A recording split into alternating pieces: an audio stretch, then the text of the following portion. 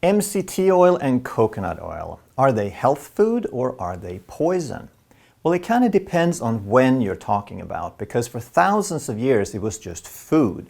And many cultures did extremely well. They used coconut cream and whole coconut and coconut oil, and it was just a staple. But then, about 50 years ago, when fat, and especially saturated fat, got blamed for heart disease, now everything took a turn. So now coconut oil was the worst of the worst. And then a few years ago, it made a comeback and it became a health food. And then people started using it for all sorts of health reasons. And ever since then, it's kind of bounced around. Every year, it goes from poison to health food and back and forth and back and forth. So I guess it's this time of year because this month, Canadian CBC News had another report out where they talked about the truth of coconut oil. So today we're going to take a look at that video and comment on some of those rather absurd claims that were made. Coming right up. Hey, I'm Dr. Ekberg. I'm a holistic doctor and a former Olympic decathlete. And if you want to truly master health by understanding how the body really works, make sure you subscribe and hit that notification bell so you don't miss anything. We're setting up shop to talk to shoppers about a big health trend, coconut oil. What kind of cooking oil do you use? I do often shop for olive oil and coconut oil. At home, I use a lot of coconut oil. As a matter of fact, I'm from the Caribbean, so we use a lot of the coconut oil. Yeah, so this would look familiar to you. Very much so. The coconut oil industry has exploded, raking in over $650 million last year alone. It sounds like these consumers are relatively well informed. They're favoring natural oils like olive oil and coconut oil.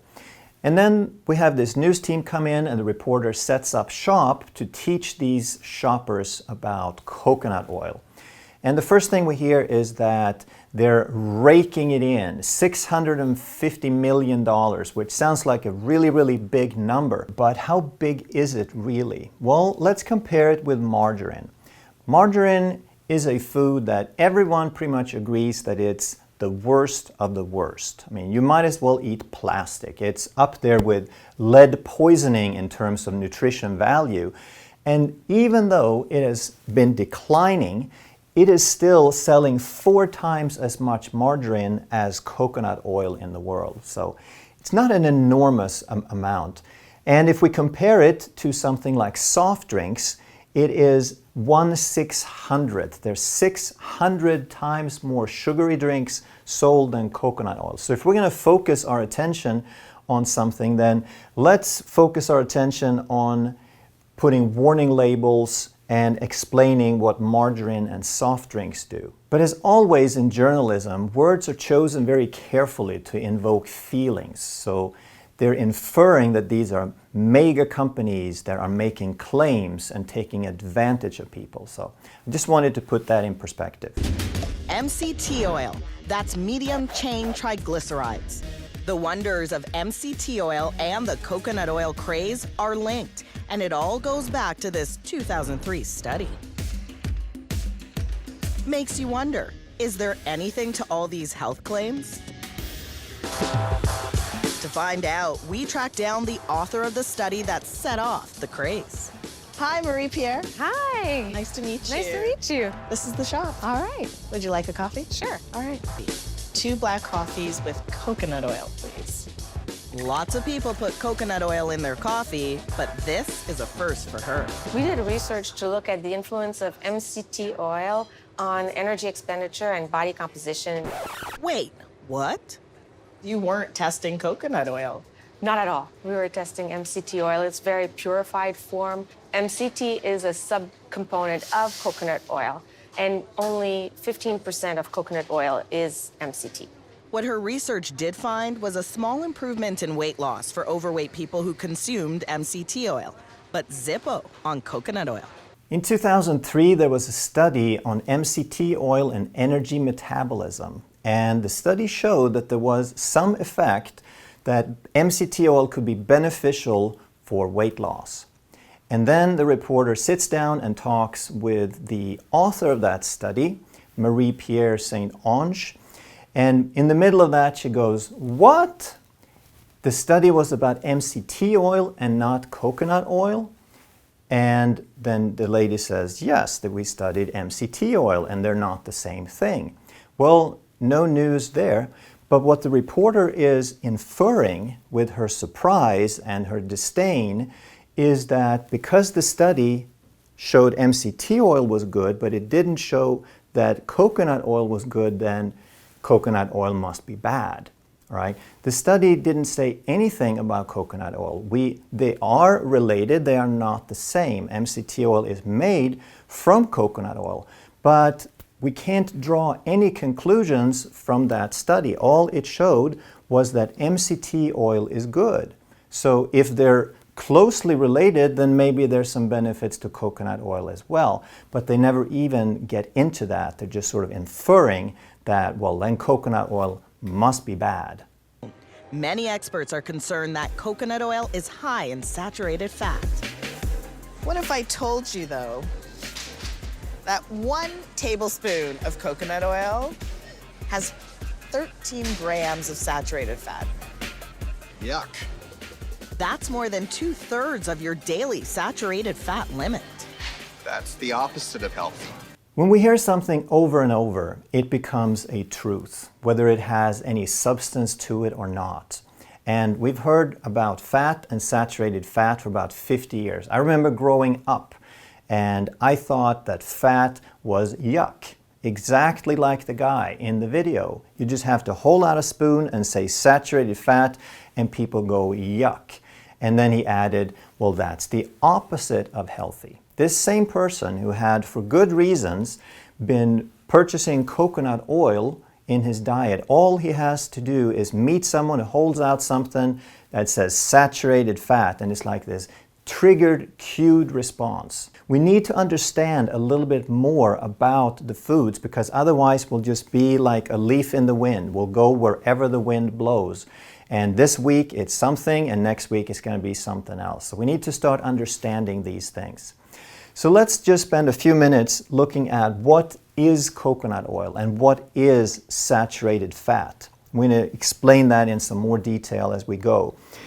So fatty acids, they're chains of carbons. They're carbon by carbon by carbon linked in a chain, and then on the sides they have hydrogen atoms.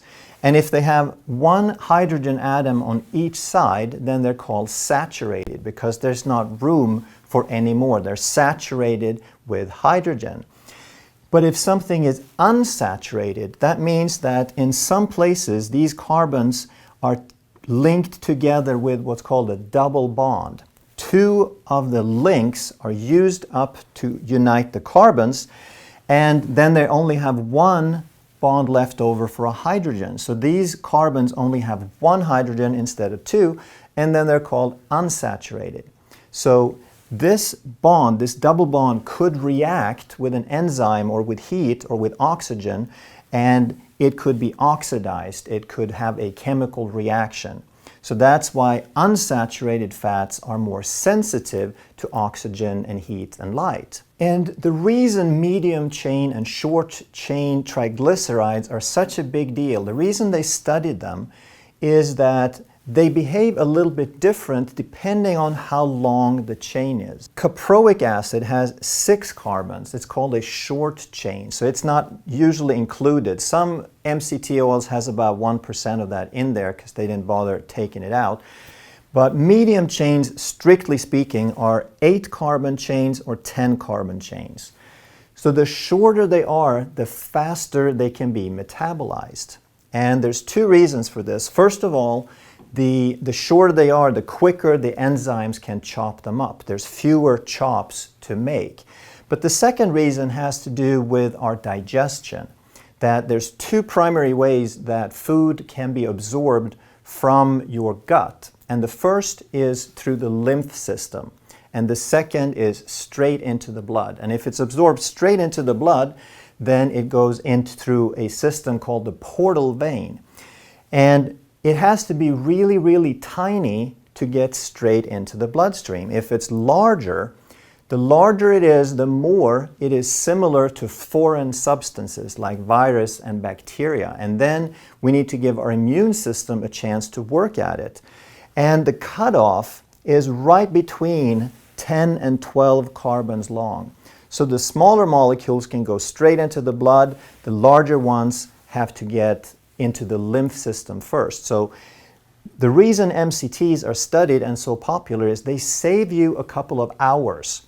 That MCTs can be chopped up and used for energy within minutes, whereas the longer ones are going to take a few hours. So it's not good or bad, it just depends on what you're looking for. But if people are trying to get fat adapted, if they're carb dependent, then it can be tremendously beneficial to have a faster source of energy. And that's why people use those. So coconut oil has about 1% of the 6-carbon chain, 8% of the 8-carbon chain, and about 6% of the 10-carbon chain. So it has about 15% of medium chain triglycerides or shorter. Those are the ones that qualify, that go straight into the bloodstream. Anything longer is not going to go straight in. The next one, lauric acid, is kind of in between. Lauric acid, about 25% of lauric acid goes straight into the bloodstream, so it also qualifies really as an MCT, but 75% of it gets absorbed into the lymph. And that's why lauric acid is not considered a medium chain triglyceride. And anything longer is going to take longer to be absorbed. It doesn't make them bad, it's just not a medium chain triglyceride anymore. So carbons can get even longer, but there's very, very few beyond 18 carbons.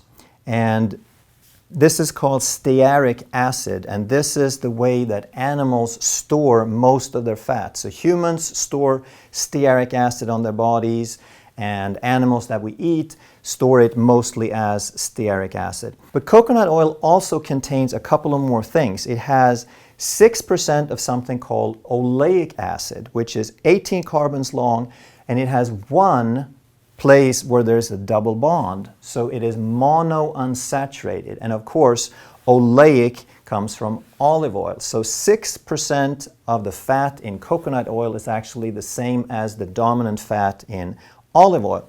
And then there's just 2% of linoleic acid, which has 2 places where it's unsaturated, which makes it an omega-6.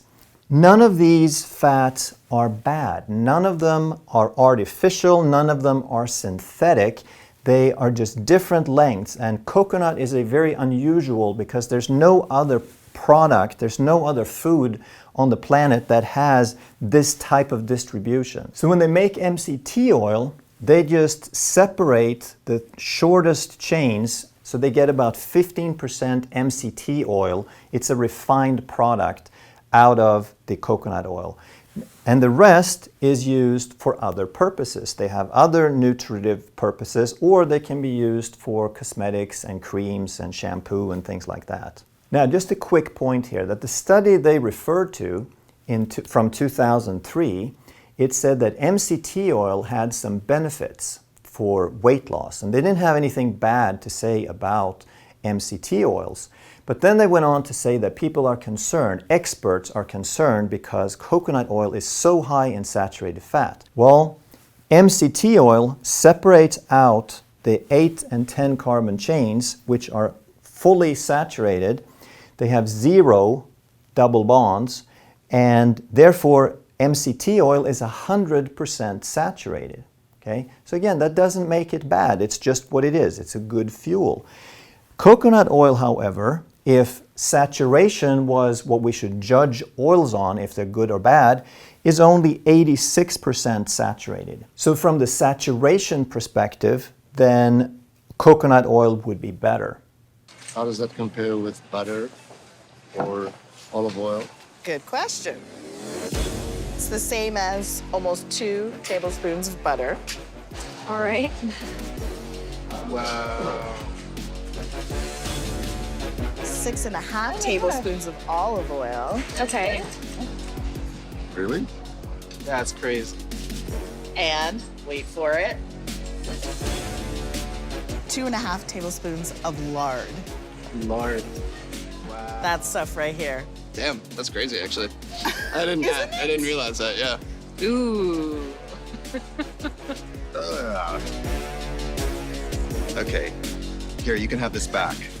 And now she goes through the unveiling process. So she compares, she holds out the spoons of coconut oil and says how much saturated fat that is, and it's over your daily limit.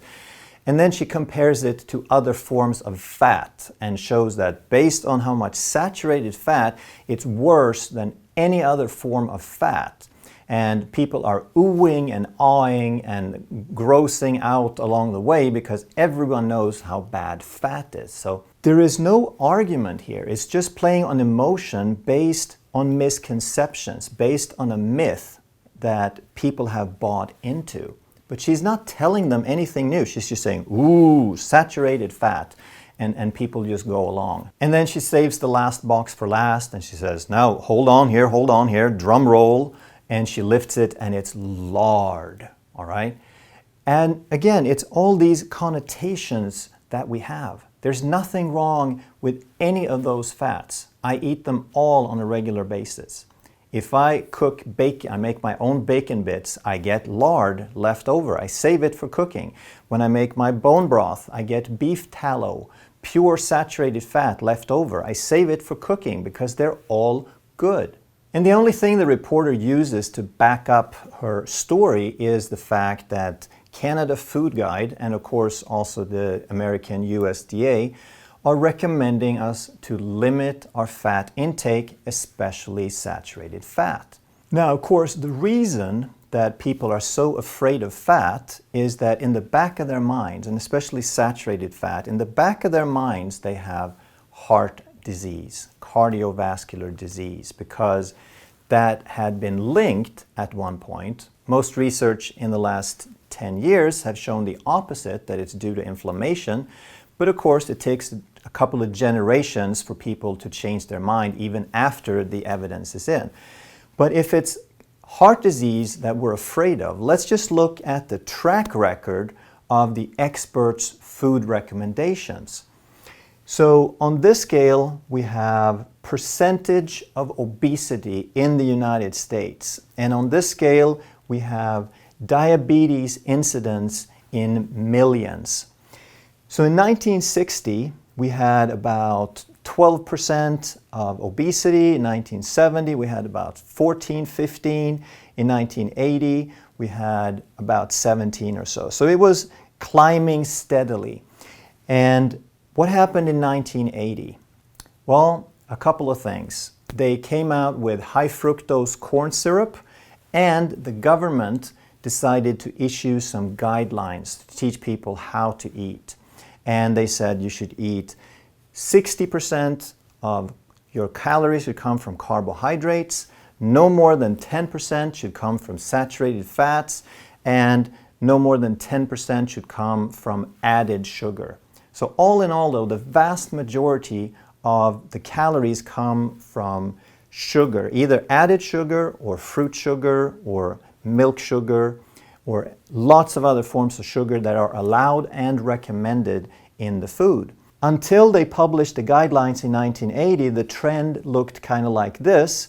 And after they published the guidelines and people got really scared of fat, now the trend looked like that. So we can't say that there's a causative relationship between the guidelines and the accelerating trend, but we can say for sure that it didn't help a whole lot either. When we look at from 1990 and on, now of course it has exploded. And in the last year we had over 40% obesity in the United States. When we look at diabetes, we find that if you watch some of my other videos, you know that obesity and diabetes are both due to insulin resistance, and the diabetes is just lagging behind 10, 15, 20 years, which matches this graph exactly. And we see that in 1960, we had a very small percentage. In 1970, it was increasing by about 2-3% per year. and it went over 10% in 1990, and it didn't accelerate as fast as the weight gain because it lags behind a little bit. But then in 2000, 2010, 2018, it has absolutely exploded. And it's now going even faster trend increase than the weight gain. And despite this, despite the evidence in hand, they have not changed more than a few commas in their food recommendations. They still recommend 60-65% carbohydrates, 3 cups of low-fat dairy, no saturated fat, avoid animal foods, animal fats. And the advice is the same over and over and over. Things are getting worse and worse and worse, but they're just saying, hey, our guidelines are correct. They're based on experts' recommendation. It's you people who aren't doing it right. And of course, as we've talked about in other videos, you can't do it right when you're insulin resistant because your insulin dictates your hunger. But the point of this again is that she's referring to the experts, and here is the result, or at least lack of results, of listening to experts. So we need to start understanding food rather than just looking at the last piece of research, because this goes back and forth. Every year it changes. This year coffee is good, next year coffee is bad. Blueberries are good, blueberries are bad. Chocolate's good, chocolate's bad. Coconut oil, who knows what it's going to be next year unless we start understanding more about the food.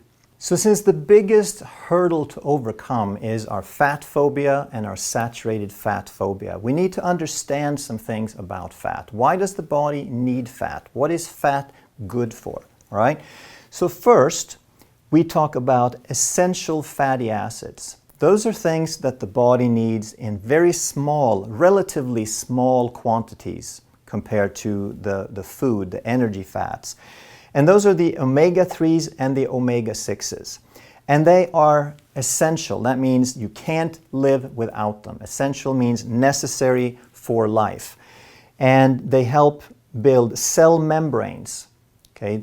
Your brain is mostly fat, and the cell membranes are mostly a fat called DHA. It's a very long chain, 6 times unsaturated fatty acid that gives the brain and the neural membrane certain properties of signaling.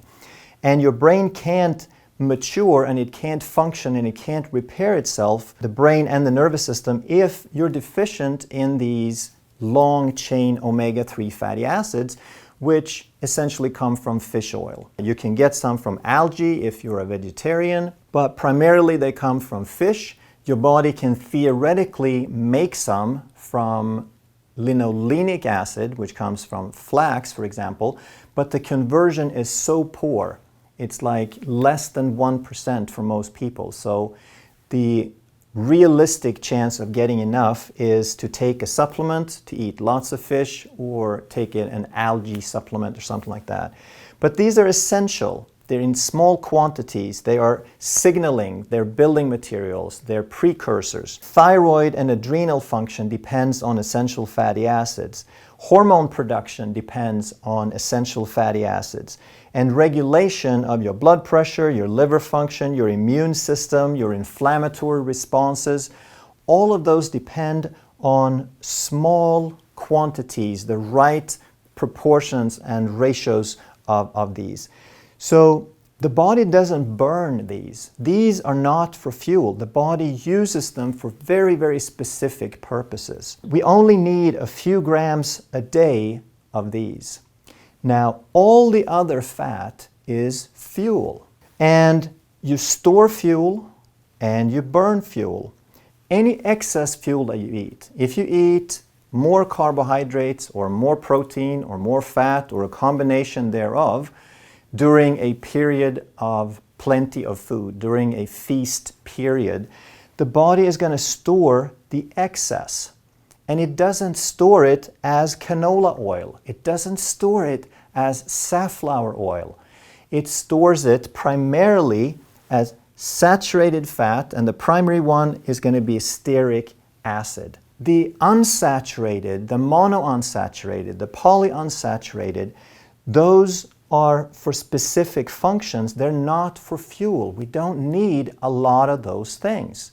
And the only ones that we really need are the things that give us EPA and DHA. And the plant oils don't do that. The canola and the safflower cannot contribute to your omega-3s that you need for your brain. Humans and cows and pigs, they store the excess fuel as fat. And we store it as the most effective, like a standard form of fat storage, which is a saturated fat. So when humans take excess carbohydrates, we store it as saturated fats. And then when there's a period of famine, we retrieve, we burn the saturated fat. That's what saturated fat is. It's fuel. It's a very efficient way of storing fuel. Other than that, what is it that makes saturated fat so good and plant fats not so good? It is the fact of stability. Okay, saturated fats are very stable because the carbon is jam-packed with hydrogen, it's full, it is very unlikely to react with anything. And this is why you can leave coconut oil sitting on the counter for a year or two. It doesn't go rancid, it doesn't spoil. You can keep it in a clear container, right? It's probably even better if you keep it in the fridge in the dark, but it is so stable it is not going to spoil. The extreme opposite is something like flax oil, which is the plant omega-3 that as long as it's inside the flax seed, it's protected. Nature has put a very, very tight, dark shell on the oils, but as soon as you break it and turn it into oil, it goes rancid in minutes to hours. You need to keep that in the freezer, right? So saturated fats are stable. That makes them an ideal form of food because it's going to mean that the food is not rancid, it is not spoiled. But when we eat a lot of plant oils, the polyunsaturated plant oils like canola and safflower and soybean, etc., those things oxidize and they go rancid and they taste terrible. So in order to prevent that terrible taste, they refine them and they process them and they deodorize them and they degum them and they bleach them until there is nothing left. And now they have a tasteless, flavorless, nutrition-free oil that also keeps forever, but it's because they destroyed it. So saturated fats are not bad. They are bad if you carry them in your belly around your internal organs, and that's part of metabolic syndrome, which is a result of insulin.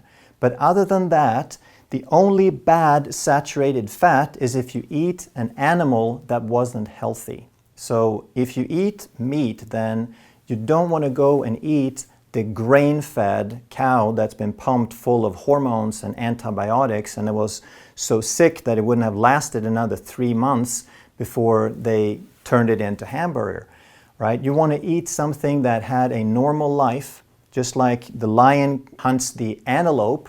That antelope was healthy and free until it became food. That's what our meat needs to be as well. If it's healthy, then it's healthy for you. If it's sick, then it's going to make you sick.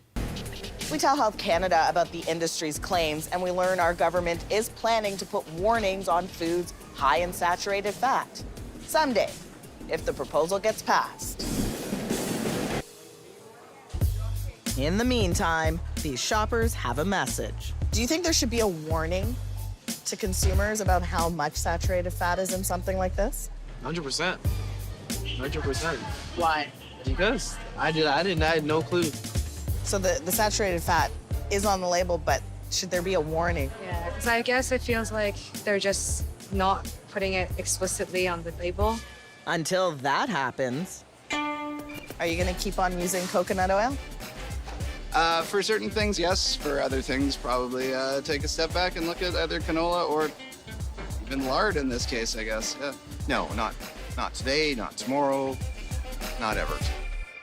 I don't know if I want to laugh because it's so ridiculous or if I want to cry because it's so tragic, but Canada is apparently planning to put warning labels on food based on their saturated fat content. Right? In the US, they put heart healthy on cereals full of sugar and grain, the most inflammatory foods, producing heart attacks and metabolic syndrome, and that's heart healthy. The food labeling is so misguided and so misleading and focusing on all the wrong things, and now they're just going to take it one step further and put another barrier between us and healthy food, such as grass-fed beef and grass-fed butter and coconut oil. As for the shoppers in the video, weren't they lucky to have their lifestyle improved by a reporter who came in and taught them the truth about coconut oil? So one of the guys who had been on the right track, now he said, I'm going to have to rethink what I'm doing. I'm probably going to have to cut back on coconut oil and start using more canola oil, like we said. Polyunsaturated, rancid, processed, omega-6, inflammatory. The list goes on and on and on. So weren't they lucky to get lectured by that reporter? The reason I want to comment on videos like this is that they're so skillful, but they're not based on anything. They're very, very good at editing and shooting and presenting things in a way that's very convincing, that's very emotional, that's very provoking. But the only two arguments they made in the entire thing was that coconut oil is bad because it's not MCT oil, which was studied in the 2003 study, and that coconut oil must be bad because it has saturated fats. So I do the videos the way I do because I want people to understand a little bit more. If you just have the basics, if you just know 1, 2, 3, this is what I'm supposed to do, then you're going to hear something new every day and you're going to change your mind every day because we're just bombarded with information and misinformation. But if you start understanding the basics, if you start understanding the properties of food, why saturated food is good, it's fuel, it's stable, why polyunsaturated can be good because they have certain information properties that the body needs, that the body uses these for building blocks and information, it uses the other fat for fuel, and the unsaturated fats that we need are for information. They don't come from the polyunsaturated plant foods. They're very, very different. Okay? They have nothing to do with each other. So if you start understanding a little bit more, then you're not going to just be like a leaf in the wind and change your mind every 5 minutes, and you can start making some good decisions for yourself and your family. If you enjoyed this video, then make sure you check out that one and that one. Thanks so much for watching, and I'll see you next time.